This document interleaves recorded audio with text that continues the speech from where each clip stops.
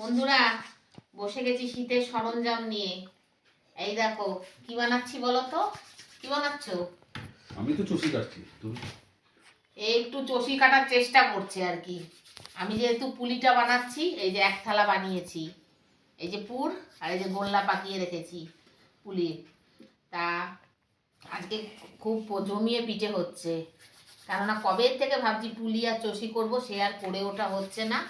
তো আজকে ভাবলাম না, আজকে নিয়ে একটু বসবোই, নালে আর এই রোজ এই করব ওই করব, আর ওই মাংস টাংস চক করে আর গিয়ে আর এই সব আর খাওয়া হয় না। আর শীত এই করে পালিয়ে যাচ্ছে শীত। তাও তো এই যে কত ঠান্ডা কমে গেছে, একটু বেশি ঠান্ডা এইসব পিঠেগুলো ভালো লাগে। আর মকর সংক্রান্তির দিন করা হলো না, কেননা করলাম না তার অনেকগুলো কারণ আছে, যেহেতু একাদশী পড়েছে, আর ওই জন্য আর করলাম না।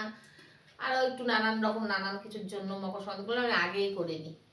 তা এই জন্য আজকেই নিয়ে বসে গেছি আমি, না আজকে খাবোই, করবোই, তারপর খাবোই। আর এই পিঠেটা আমার সবচেয়ে ফেভারিট।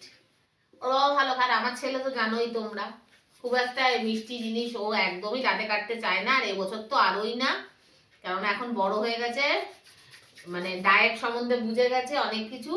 ও মিষ্টিটা একদমই খেতে চায় না, মিষ্টি বাদে ওকে সব কিছু দাও। তাও ওই জোর জবরদস্তি একটুখানি জোর টোর করে, বাবু একটা টেস্ট কর, দুটো টেস্ট কর, এইভাবে আর কি, হয়তো যেটুকু যা পারি। আর এই হলো গিয়ে আজকের পিঠের সরঞ্জাম। আজকে একটু, তবে পিঠেটা আজকে একটু আমার মনের মতো হলো না, একটু আমি জল বেশি পড়ে গেছে এই মাখাটাতে।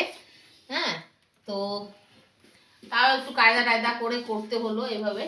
তা করছি, করে নি, আবার হয়ে গেলে দেখাবো তোমাদেরকে।